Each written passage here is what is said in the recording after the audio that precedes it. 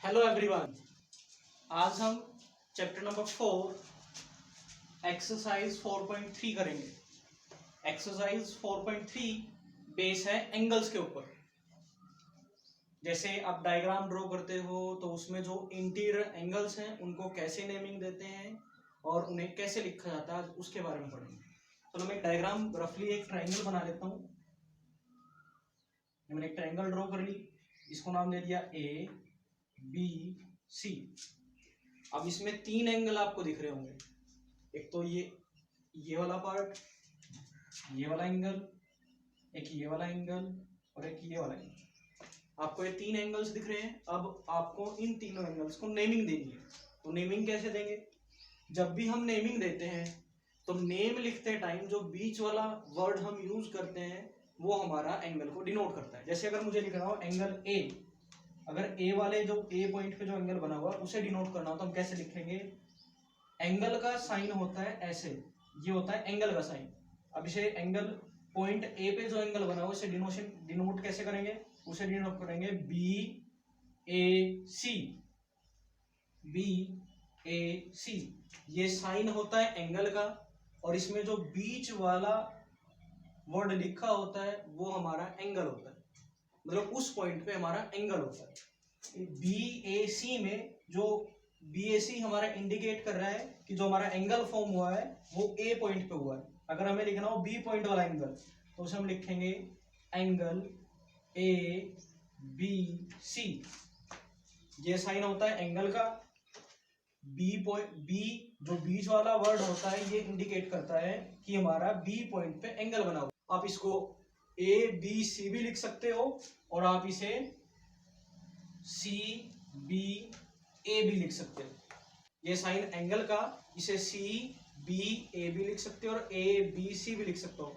Main motive बीच में हमारा वो जो एंगल जो हम लिखते हैं जिस पॉइंट पे एंगल है वो आना चाहिए। अब जैसे ये लिखा था बी ए सी, बी ए सी हमें तो ए पॉइंट के एंगल बताना था, इसे हम सी ए बी भी लिख सकते हैं तो ये बनेगा angle C A B. I think आपको पता चल गया है कि ये कैसे डिनोट होता है। हम क्वेश्चन करते हैं, क्वेश्चन में और आपको थोड़ा क्लैरिफाई हो जाएगा। Question number first, in question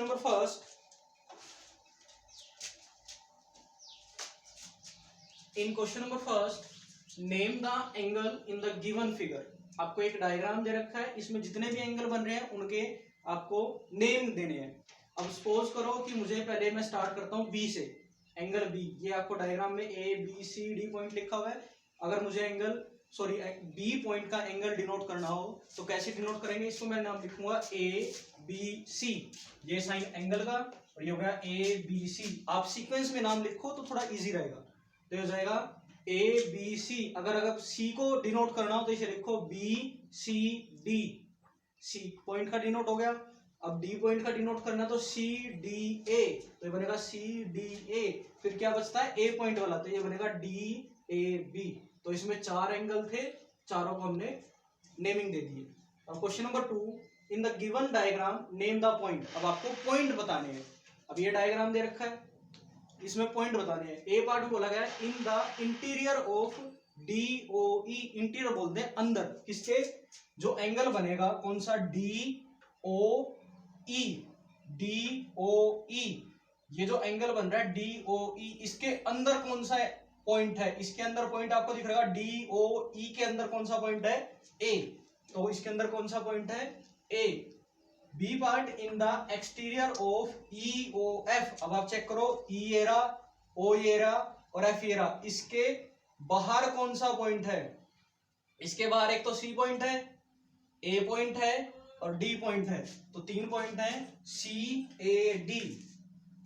C part on angle E O F. E O F on का मतलब है इसके ऊपर। ई ओ एफ इस पूरे एंगल के ऊपर कितने पॉइंट है? ई पॉइंट है, बी पॉइंट है, ओ पॉइंट है और एफ पॉइंट है। तो पॉइंट कौन कौन से हैं? E O B F. Continue with last question of exercise 4.3। In last question draw rough diagram of two angles such that they have. First वाले पॉइंट में बोला गया कि एक पॉइंट दो एंगल के बीच में कॉमन आना चाहिए। तो मैंने एक ये डायग्राम बना हुआ है, डायग्राम बताता हूँ कैसे बना हुआ है। इसमें ये दो एंगल है, एक ये और एक ये, ऐसे करके, और जो कॉमन पॉइंट है वो हमारा O। एंगल कौन कौन सा बना है इसमें, AOB और ये DOC, इसके बीच में कॉमन पॉइंट O। फिर 2 पॉइंट इन कॉमन, अब पॉइंट आने चाहिए 2 कॉमन। अब मैंने एक डायग्राम ड्रॉ कर लिया ऐसे ऐसे। अब 2 पॉइंट आने चाहिए, इसको यहाँ पे नाम दे दो कुछ भी आप अपनी तरफ से। ये देखिए मैंने BAC। अब 2 पॉइंट कॉमन आने चाहिए, तो 2 पॉइंट मैंने एक D लगा दिया और एक E पॉइंट कर दिया, ये दोनों में कॉमन आ गए। फिर जब 3 पॉइंट आएंगे तो आप इसी लाइन पे 3 पॉइंट दिखा दो, DCF। जब 4 पॉइंट की बात होगी तो इसी लाइन पे 1 2 3 4 पॉइंट कॉमन दिखा दो। लास्ट बोला गया 1 रे इन कॉमन, एक रे कॉमन आना चाहिए। रे मैंने आपको पहले ही बता रखा है क्या होती है। अब कॉमन आनी चाहिए, हमारा जो एंगल बन रहा है ये रहा BOC, और इसके बीच में ये हमारी OA रे है, और ये दोनों के बीच में कॉमन आई हुई है। इस एंगल BOC को दो एंगल में डिवाइड कर ली। एक बार दोबारा रिपीट करा रहा हूँ।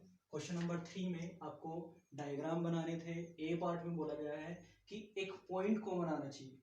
आप इसका डायग्राम ऐसे बना सकते हो,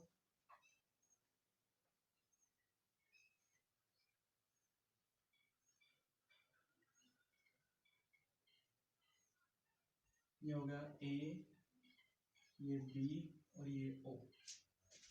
अब 2 एंगल बन रहे हैं, पर इसको आपको नाम देना पड़ेगा, ये बिल्कुल सेम हो जाएगा 1 रे जैसा।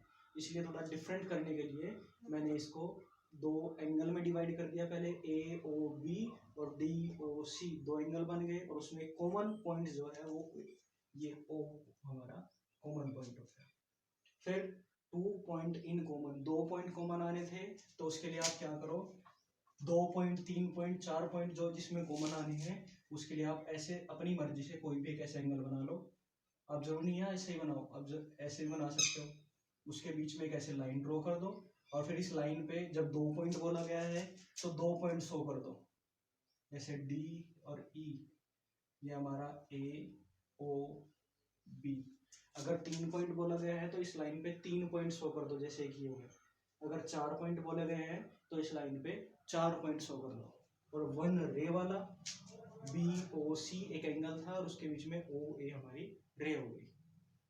Thanks for watching my video. अगर आप लोगों ने 4.1 4.2 नहीं की हुई तो मैं उन दोनों वीडियो का लिंक इसी वीडियो के डिस्क्रिप्शन में डाल दूंगा। Thank you.